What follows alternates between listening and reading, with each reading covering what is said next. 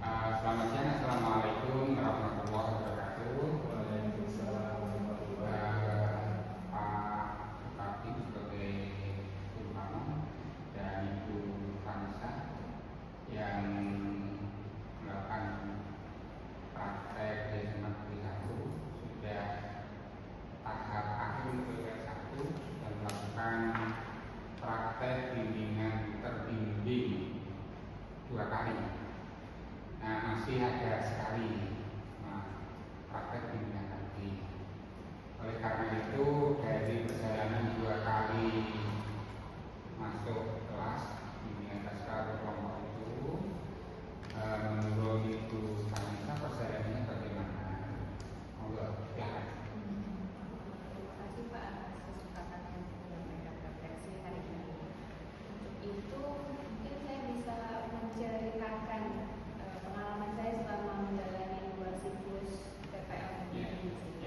Untuk siklus pertama waktu itu saya langsung ingin mengikuti asistensi untuk melihat bagaimana guru BK bekerja di sini. Saya menilai ternyata di sekolah ini mendapatkan 1 jam pelajaran dan itu ada di setiap hari Senin, Kamis, Jumat. Makanya untuk kelas 10. Kebetulan kami dibagi untuk masuk di kelas 10. Lalu setelah itu minggu depannya kami mulai untuk praktek mengajar dan itu dibimbing dengan guru BK dan juga guru kamu dari sini. Untuk yang saya rasakan pertama kali masuk kelas itu kaget ya Pak, karena ini pengalaman saya juga masuk di kelas terus di kelas SMA. Waktu itu saya menyampaikan materi tentang gaya belajar. Ada perasaan kayaknya kurang percaya diri nih, karena saya sebelumnya belum pernah masuk ke sekolah. Walaupun sebelum di S1 itu saya sudah praktek, cuman untuk bertemu lagi setelah berapa tahun saya tidak pernah masuk ke sekolah, itu ada rasa kurang percaya diri dalam menyampaikan materi itu. Dan namun setelah dijalani dan yang harus dihadapi di hari itu, ya saya bisa menyelesaikan 1 jam pelajaran itu dan juga mendapatkan masukan dari guru kamu bahwa memang ada kekurangan saya untuk menyampaikan materi karena mungkin kayak komunikasi saya kurang gitu, dan juga kurang percaya diri lah intinya Pak selama bimbingan yang praktik yang pertama itu. Dari situ saya belajar berarti dalam menyampaikan materi udah harus percaya diri nih, harus bisa menghadapi siswa kelas 10 di sekolah ini. Lalu untuk kesempatan berikutnya saya mendapatkan konseling individual. Konseling individual ini mendapatkan konseling ini atas rekomendasi juga dari guru kamu.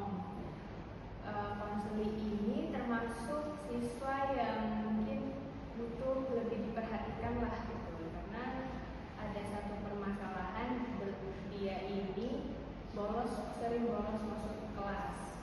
Di kelas itu dia sering nggak masuk kelas, sering terlambat, dan yang terakhir ini dia nggak masuk kelas dengan alasan sakit di UKS. Tapi pas dicek di UKS dia nggak ada di UKS. Makanya akhirnya dipanggil ke guru BK untuk dicari tahu kegiatan dia ngapain.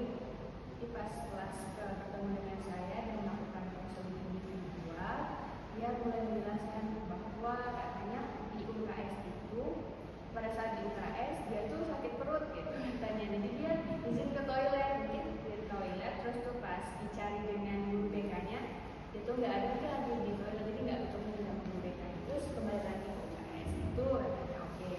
Terus setelah itu kami buat janji untuk ketemu lagi di minggu depan, mungkin bisa bertemu di minggu ini atau nanti dia coba ulang. Jadi selama siklus pertama itu yang saya lakukan dan mendapatkan penilaian bahwa yang kekurangan saya itu kurang untuk menyampaikan materi. Terus untuk siklus kedua, karena udah pernah masuk kelas nih untuk pertama kali, ke siklus kedua saya menyampaikan materi tentang sikap asertif ke siswa kelas 10 juga. Siswa saya mulai ada merasa percaya diri nih karena sudah mendapat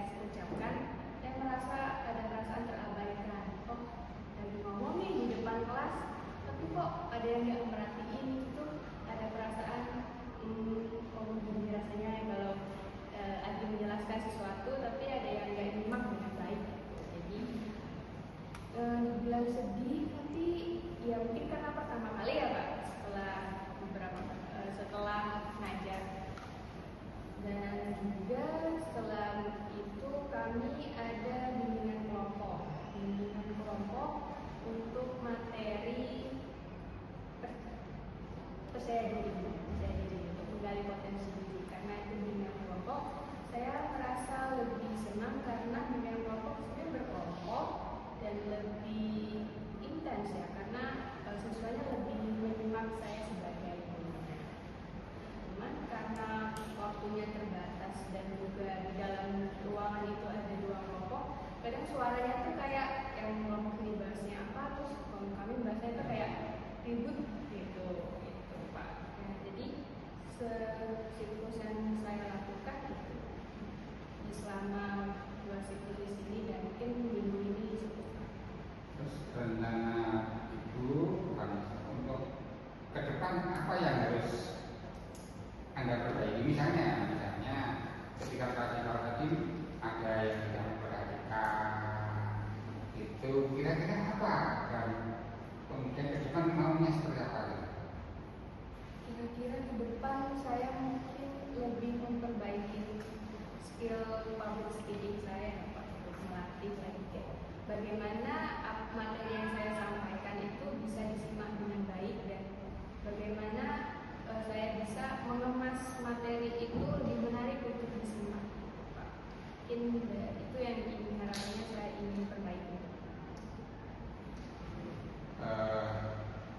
Karena nanti guru pembimbing itu pamong saya itu kan yang asistensi yang nanti dia melakukan, tapi mungkin